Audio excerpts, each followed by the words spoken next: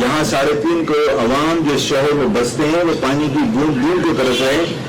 K4 منصوبہ انتہائی ضروری تھا جو 20 سال سے تعطل کا شکار تھا، لیکن اسے ادھورا چھوڑ کر 40 ارب روپے اس پر خرچ کرنے کی بجائے 68 ارب روپیہ شارع بھٹو پر خرچ کر کے چند ماہ میں مکمل کی گئی. اور دنیا جانتی ہے کہ ایک سوسائٹی سے دوسری سوسائٹی کو ملانے کے لیے اور وہاں کی سوسائٹی کی زمین کو قیمتی بنانے کے لیے یہ 68 ارب روپے خرچ کیے گئے. اس سے عوام کے مفادات کا کوئی تعلق نہیں ہے. اور جب ان چیزوں کی نشاندہی کی جاتی ہے تو یہ کہا جاتا ہے کہ ہم خدا نخواستہ کسی ادارے کو تنقید کا نشانہ بنا رہے ہیں. قطعاً ایسا نہیں ہے. میں یہ سمجھتا ہوں، میں نے ماضی میں یہ بھی کہا تھا کہ اس پاکستان پہ قرضہ ہے.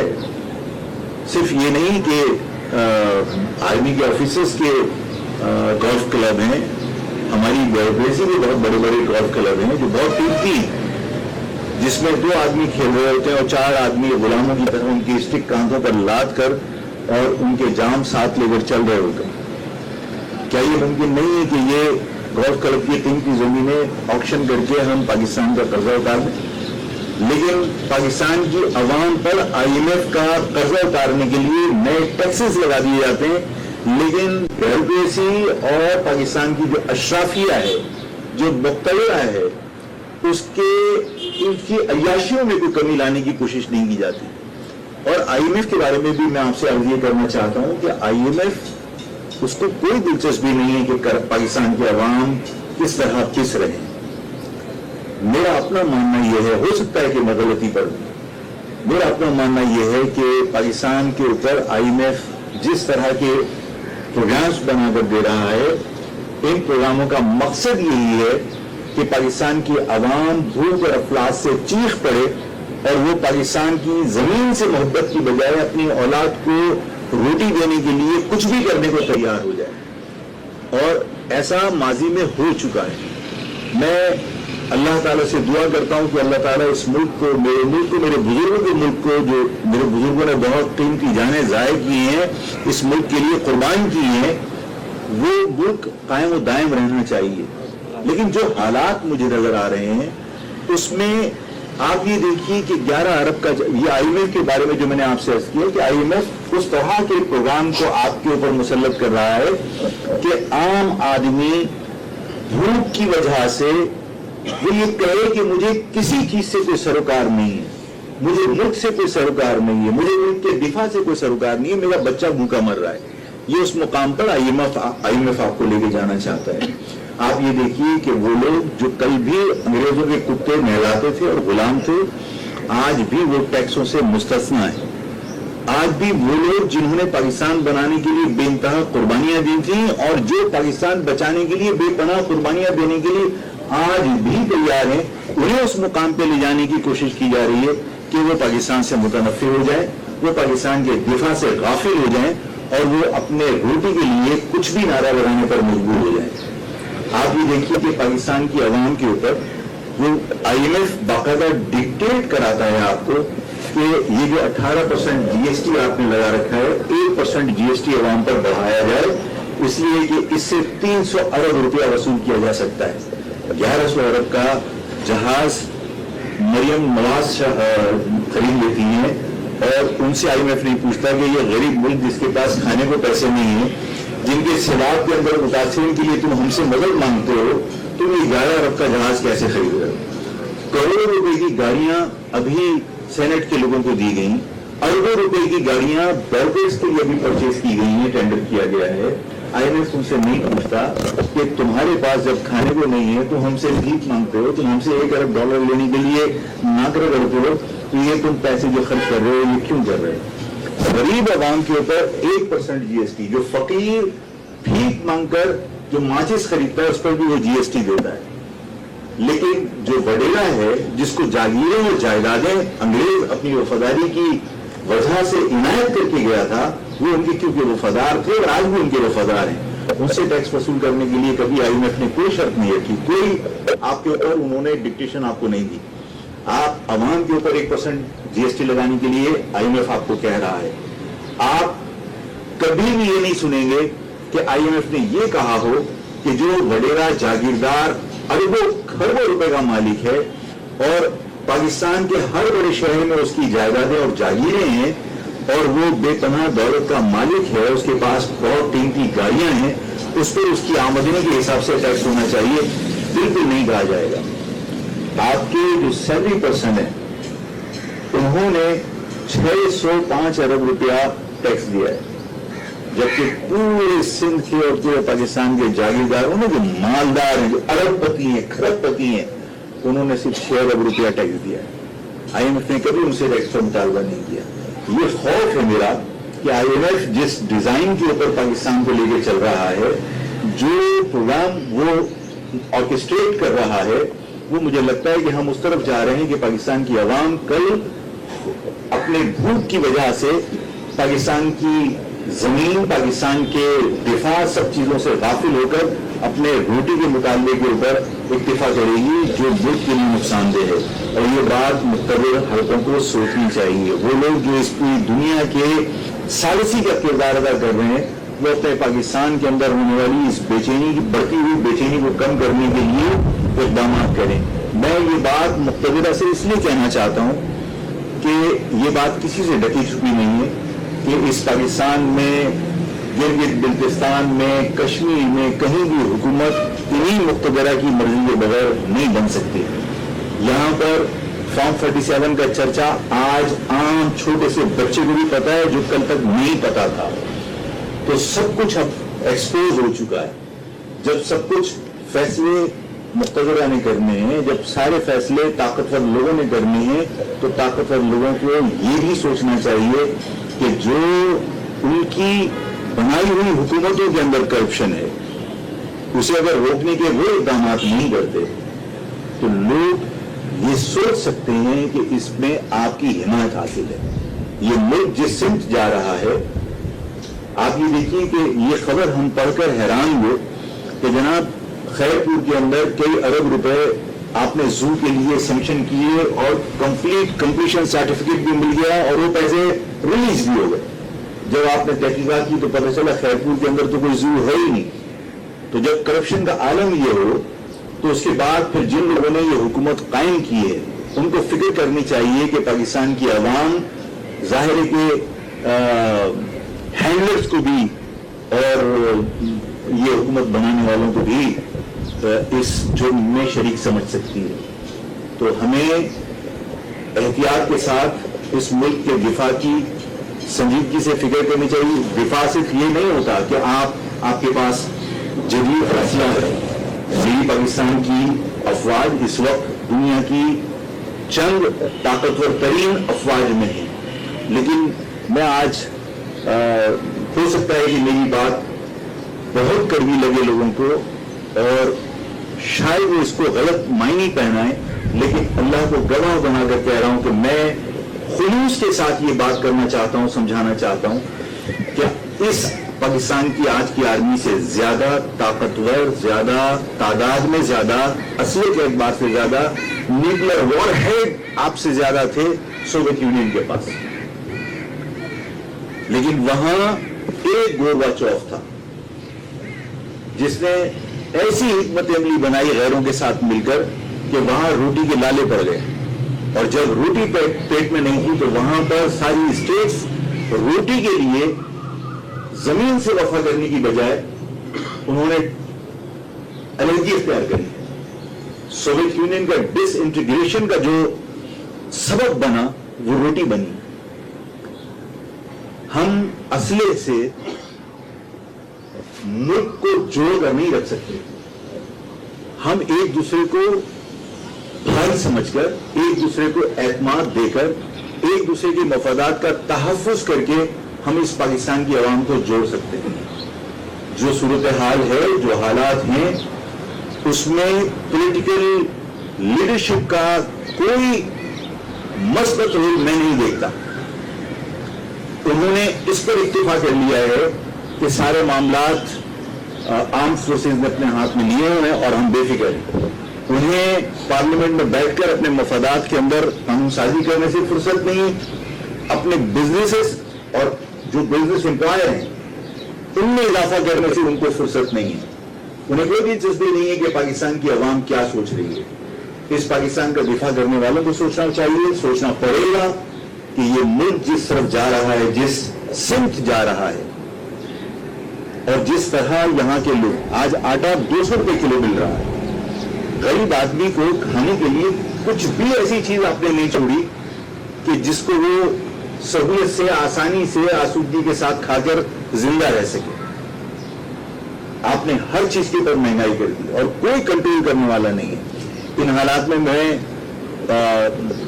جو آرمی چیف ہیں, میں ان سے درخواست کروں گا, اپیل کروں گا کہ ان کا رول اس بین الاقوامی سیاست میں بڑا کھل کے سامنے آیا ہے, اور قابل ستائش ہے کہ انہوں نے ایران اور امریکہ کے اس جنگ میں بڑا ثالثی کا بڑا امپورٹنٹ رول پلے کیا.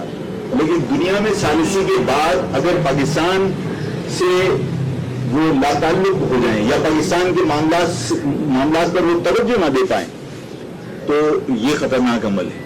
انہیں پاکستان کے تمام معاملات میں خود ذاتی دلچسپی لینی پڑے گی, ان کو ذاتی دلچسپی لینی چاہیے.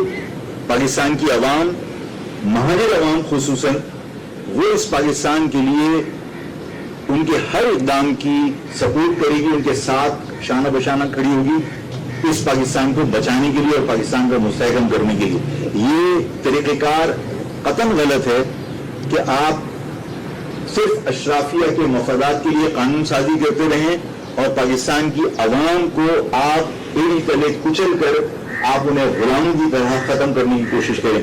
اگر پاکستان کی عوام کے مفادات کا تحفظ نہیں کیا گیا, ان کے مفادات کا خیال نہیں رکھا گیا, ان کے بھوکے بچے بلکتے رہے, اسی طرح تعلیم سے محروم ہوتے رہے کہ اس شہر کے اندر, اس پاکستان کے اندر لوگ تعلیم سے محروم ہیں. کروڑوں اساتذہ پورے پاکستان کے اندر جو ہے وہ ٹیچر کی نوکریاں کر رہے ہیں, اور بالخصوص سندھ کے اندر کئی لاکھ ٹیچر بھرتی ہیں, لیکن وہ صرف تنخواہیں لیتے ہیں. بعض جگہ پر لوگ اپنے گھروں میں چوکیدار رکھا ہوا ہے, ٹیچر بھرتی کر لیا ہے. اساتذہ ہیں, اسکول استقبل بنے ہوئے ہیں. میں اللہ کو گواہ بنا کر کہتا ہوں کہ میں خود کسی ایک بندے کے ہاں گیا ہوں, اور وہ میں یہ سمجھا کہ یہ اس کی بہت بڑی اوقاف ہے, بہت بڑا وڈیرا ہے, لیکن تھوڑی سی دیر کے بعد ہی مجھے گمان ہوا کہ یار یہ مجھے سرکاری عمارت لگ رہی ہے. میرے ساتھ جو سیکورٹی میں ساتھی تھے, انہوں نے جب پیچھے جا کے دیکھا تو اسکول کی ڈیسکیں, اسکول کا تمام فرنیچر کمروں میں کچرے کی طرح بھرا ہوا تھا, اور وہاں کمروں میں اے سی لگے ہوئے تھے, اور وہ اس کی اپنی پرسنل رہائش بنی ہوئی تھی. سندھ کے دیہاتوں کے اندر جو ظلم ہو رہا ہے, سندھی عوام اس ظلم کے خلاف اٹھنے کو تیار نہیں ہے, لیکن سندھی عوام کے ساتھ ہونے والے ظلم کو بنیاد بنا کر بجائے اس کے کہ اس ظلم پر پیپلز پارٹی کا احتساب کیا جائے, پیپلز پارٹی گنواتی کہ وہاں پر لوگوں کو روزگار میسر نہیں ہے, وہاں پر لوگوں کو اسکول کی تعلیم میسر نہیں ہے. یہاں کراچی بورڈ میں ہزاروں لوگ اندرون سندھ سے انرولڈ ہوتے ہیں, اور وہ انرولڈ ہونے کے بعد گاؤں واپس چلے جاتے ہیں, پھر بسیں بھر کر صرف ایگزام دینے اس لیے یہاں پہ آتی ہیں کہ وہ یہاں کے کراچی بورڈ سے جب ایگزام دیں گے تو ان کو یہاں کا ڈومیسائل حاصل کرنے میں آسانی ہوگی. اس طرح اس شہر کو تباہ و برباد کیا جا رہا ہے. اس شہر کے اندر جو قانون نافذ کرنے کے لیے ادارے تعینات ہیں, جو امن و امان کے ذمہ دار ادارے تعینات ہیں, چاہے وہ رینجرز ہو چاہے پولیس ہو, بلا شبہ یہ ذمہ دار ہیں کہ پورے شہر کو مطلب آپ نے کچی آبادی میں تبدیل کر دیا ہے. اس شہر کے اندر جگہ جگہ آپ جا کے دیکھیے فٹ پاتھوں کے اوپر پکی دکانیں قائم ہو چکی ہیں. یہ شہر کی شکل تبدیل ہو چکی ہے. اس شہر میں کئی لاکھ ٹھیلے موجود ہیں. میں آرمی چیف کو یہ کہنا چاہتا ہوں کہ آپ نے کیا بنایا تھا, یہ ادارہ جو بنایا تھا SIFC انہوں نے بنائی. ایک ان کی مثبت سوچ تھی. آرمی چیف یہ چاہتے تھے کہ باہر سے انویسٹمنٹ آئے گی, لوگوں کو اعتماد ہوگا کہ آرمی چیف اس کو لیڈ کر رہا ہے, ہیڈ کر رہا ہے اس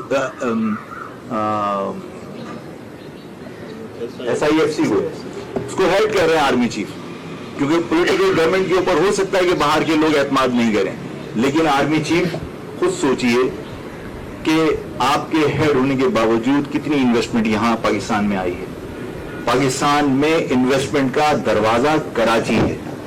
جب کراچی میں انڈاکومنٹڈ بزنس کو آپ پروان چڑھائیں گے, آپ اقربا پروری کریں گے, اپنے گاؤں سے لوگوں کو بلا کر ٹھیلے لگوائیں گے, جب آپ اپنے گاؤں سے لوگوں کو بلا کر انتظامیہ جو لوگ بھی یہاں پر طاقت میں وہ کچی آبادیاں بسائیں گے, جب یہاں کا انفراسٹرکچر آپ تباہ کر دیں گے, تو لوگ تو یہ بھی کہتے ہیں کہ سنگاپور اور یو اے ای وہ پاکستان میں کراچی کو تباہ حال رکھنے کے لیے انویسٹمنٹ کرتا ہے. اگر اس میں صداقت نہیں ہے تو آرمی چیف کو اس کراچی کے اندر فوری طور پر توجہ دینی چاہیے. اور میں کلیئر واضح طور پر یہ بتا دینا چاہتا ہوں کہ چاہے آپ کتنی ہی تبدیلی کر لیجئے, اس کراچی میں اگر کراچی کو کوئی بہتر کر سکتا ہے تو وہ اس شہر کے مستقل باشندے کر سکتے ہیں. مستقل باشندوں کے اندر آپ ان کو شمار مت کیجئے جو لوگ یہاں کمانے کے لیے آتے ہیں. اس شہر کے مستقل باشندے وہی ہیں جنہیں آپ نے اس پاکستان کی دوسری قومیتوں نے اپنے علاقوں میں نہری زمین پر بسنے نہیں دیا تھا, اور دھکا دے کر یہ کہہ کر بھیجا تھا اس ریگستان میں, اس ببول اور کیکر کے شہر میں کہ آگے ہے پاکستان. یہ ہمارے بزرگوں کی صلاحیتوں اور علم کا نتیجہ تھا کہ اس شہر کو ہم نے گل گلزار کیا, صنعتی شہر بنایا. اس شہر کے اصل وارث وہ لوگ ہیں. اس شہر کا دکھ اصل میں ان کو ہے. اگر اس شہر کی باغ ڈور ان کے ہاتھ میں دوبارہ نہیں دی گئی, اور باغ ڈور دینے کی بات میں پھر کہہ رہا ہوں کہ اس لیے کہہ رہا ہوں کہ دینے والے آپ, اس پاکستان کے اندر الیکشن کی حیثیت آپ نے ہمارے اداروں نے ختم کر دی. کھل کر فارم 47 اب بچوں کے سامنے ہے. اگر اس شہر کے اندر فری فیئر ٹرانسپیرنٹ الیکشن نہیں کروا سکتے اور سب کچھ مینجڈ ہے, تو خدا کے واسطے ایک بار اس طرح بھی مینج کر لیجئے کہ یہاں پر اس پاکستان کے مفاد میں اس شہر کی باغ ڈور یہاں کے لوگوں کے حوالے کر دیجئے, تاکہ اس شہر کو بنا سکیں اور باہر سے انویسٹمنٹ آ سکے. باہر سے انویسٹمنٹ نہیں آ سکتی اس وقت تک جب تک یہاں انڈاکومنٹڈ بزنس چلتا رہے گا, جب تک یہاں پر انفراسٹرکچر ٹھیک نہیں ہوا. میں ان تمام حالات سے عوام کو آگاہ کرنے کے لیے بھی عوام سے رابطہ مہم میں ظاہر ایک طویل عرصے سے کر رہا ہوں. میری چھوٹی چھوٹی میٹنگز مختلف جگہوں پر ہو رہی ہیں, ہوتی رہتی ہیں. میری مرکزی کابینہ کے لوگ جا رہے ہوتے ہیں. ہم نے ظاہر ٹاؤن میں بھی ایک پروگرام چھوٹا سا کیا جس میں ہم چاہتے تھے کہ لوگ آئیں اور لوگوں کا اعتماد ہمیں حاصل ہو اور ہم لوگوں کے سپورٹ سے آئندہ کوئی فیصلے کر سکیں.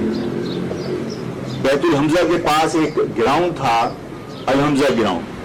اگر آپ لوگوں کو یاد ہو تو اس گراؤنڈ کے اندر ایک تاریخی فیصلہ ہوا تھا جب الطاف صاحب نے مہاجر قومی موومنٹ کو متحدہ بنانے کی کوشش کی تھی اور ہمارے اختلافات ہوئے تھے. تو ہم نے الطاف صاحب سے اپنی علیحدگی اور ایک فرق ظاہر کرنے کے لیے مہاجر قومی موومنٹ کے ساتھ حقیقی کا لفظ لگایا تھا. اور جب الطاف صاحب نے متحدہ قومی موومنٹ بنانے کا اعلان کیا تو اسی الحمزہ گراؤنڈ کے اندر یہ بہت بڑا فیصلہ ہوا تھا کہ ہم نے مہاجر قومی موومنٹ کو بحال کرنے کا اعلان کیا تھا اور حقیقی کا لفظ ختم کر دیا تھا.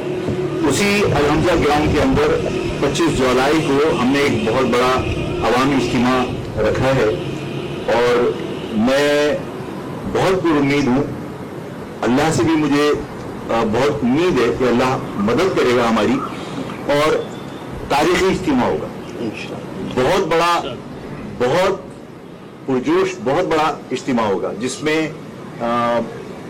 جس طرح میں نے کہا کہ ماضی میں 12 اکتوبر کو بہت بڑا فیصلہ ہوا تھا, اس سے بڑا فیصلہ جو ہے وہ 25 جولائی کو اس گراؤنڈ میں ہونے جا رہا ہے. اور وہ فیصلہ ظاہر ہم عوام کو اعتماد میں لے کر کریں گے اور وہی میں اس کا اعلان کروں گا. میں اس اپنے اعلان کے ساتھ کہ 25 جولائی کو بہت بڑا اجتماع ہو رہا ہے اور مہاجر قوم اپنے اتحاد کا مظاہرہ کرنے کے لیے, اپنے وابستگی کا اظہار کرنے کے لیے اور یہ بتانے کے لیے کہ یہ شہر کے اندر مہاجر نہ منتشر ہے نہ کمزور ہے بلکہ وہ منظم بھی ہے, وہ پرعزم بھی ہے اور متحد بھی ہے. وہ اپنی اس طاقت کا مظاہرہ کرنے کے لیے اس اجتماع میں لوگ پہنچیں گے انشاءاللہ تعالیٰ. بہت بڑا اجتماع ہوگا. تو اس میں آپ لوگوں سے بھی درخواست ہے, صحافی حضرات سے بھی, کہ وہ تشریف لائیں اور اس کو کور کریں، اس لیے کہ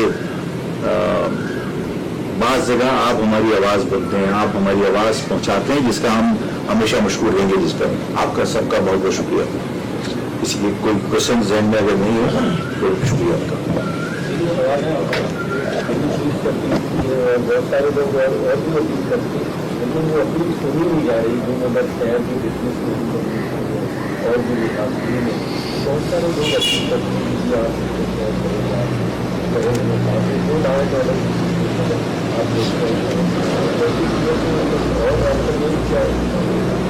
میرا خیال ہے کہ ہمیں یہ پریشر ماؤنٹ کرنا چاہیے، بڑھانا چاہیے، اور ہمیں بار بار متوجہ کرنا چاہیے، آدمی چیز کو متوجہ کرنا چاہیے. اگر چیمبر آف کامرس کر رہا ہے اور پولیٹیکل لوگ بھی ساتھ ساتھ کر رہے ہیں تو ظاہر ہے کہ ان کو سوچنا پڑے گا. اور ظاہر ہے کہ ہم نے پاکستان کے مفاد میں ہی کہا ہے، ہم نے کسی ادارے کو اگر اپیل کی ہے اور یہ سوچ کر کی ہے کہ یہ ادارہ حکومتیں بنانے اور بگاڑنے میں اس کا بڑا امپورٹنٹ رول رہا ہے ہمیشہ سے، تو وہی اس پاکستان کی صورتحال کو سنبھالنے میں اپنا کردار ادا کرے. اس لیے کہ پولیٹیکل پارٹیز جو ہے وہ اپنے آپ کو یہ سمجھتی ہیں کہ بس ہم نے ساری ذمہ داری سونپ دی ہے اور تمام معاملات جو ہے وہ فیلڈ مارشل دیکھ رہے ہیں، تو بس انہوں نے پارلیمنٹ میں اپنی تنخواہیں بڑھانے اور اپنے مفاد میں بل پاس کرنے کے علاوہ ان کی کوئی ذمہ داری بچی نہیں ہے. انہیں کوئی دلچسپی نہیں ہے کہ پاکستان کے عوام کس طرح کسم خوشی کی زندگی گزار رہی ہے. بھائی آپ کہہ رہے ہیں کہ حکومتیں بنانے اور بگاڑنے میں اس ادارے کو براہ راست حکومت سنبھال لینی چاہیے. دوسرا پانی کا ذکر کیا تھا، حکومت سندھ تو کہتی کہ ٹینکر اہم ضرورت ہے کراچی کی. یار احمد صاحب، جس طرح آپ نے کوشچن کیا نا، تو میں اس پہ بھی کل کی کہہ دیتا ہوں کہ جب سارے معاملات آدمی نے سنبھالنے ہیں اور آدمی کو ہی تمام ذمہ داریاں دی جاتی ہیں تو ایک بار آدمی خود ہی سنبھال لے تاکہ وہ سیاہ سفید کا کم از کم جواب دے تو ہو. مطلب آج پرائم منسٹر کان میں کسی کہہ رہا ہوتا ہے میرے پاس اختیارات نہیں ہیں، تو اس سے بھی جان چھوٹے گی آپ کی گورنمنٹ بیٹھ کے کہہ رہی ہوتی ہے کہ نہیں جی ہم نہیں کر سکتے یہاں پہ بغیر جو کمانڈر کے پوچھے ہوتے. جب اگر آپ کی گورنمنٹ کے لوگ یہ بات کر رہے ہوں تو میرا خیال ہے کہ پھر ان کو ذمہ داری کو سنبھال لینی چاہیے تاکہ سیاہ سفید کا ذمہ داری وہ قبول کرے، یا پھر ان لوگوں کو تنبیہ کی جائے کہ یہ پبلک پلیسز کے اوپر جو ہے وہ برملا اس بات کا اظہار کرتے ہیں کہ ماں میرے پر جلتے ہیں اتنے آگے جانے سے، تو چیف ایگزیکٹو کس بات کے ہو یا اس صوبے کے چیف کس بات کے ہو. جب آپ ہر کام آپ اداروں پر تھوپ دیں، مطلب کل ڈی سی جو ہے وہ اگر پرمیشن کے لیے کہے کہ جناب پہلے میں پوچھ لوں اوپر، اب اوپر کہاں پوچھے گا؟ سارے ایس ایچ او نے لکھ دیا، ڈی سی نے ایس پی نے لکھ دیا، ڈی ایس پی نے لکھ دیا، ایس ایس پی نے لکھ دیا کہ ہاں ٹھیک ہے ہمیں کوئی اعتراض نہیں. تو ڈی سی یہ کہے کہ جناب میں اوپر پوچھ لوں تو اوپر کون ہے؟ اوپر اللہ کے علاوہ کوئی ہے تو وہ یہی ہے. ظاہر ہے کہ ان کو ذمہ داری دینی چاہیے کہ سب کچھ کام ان سے لینا. آپ نے ٹینکر کا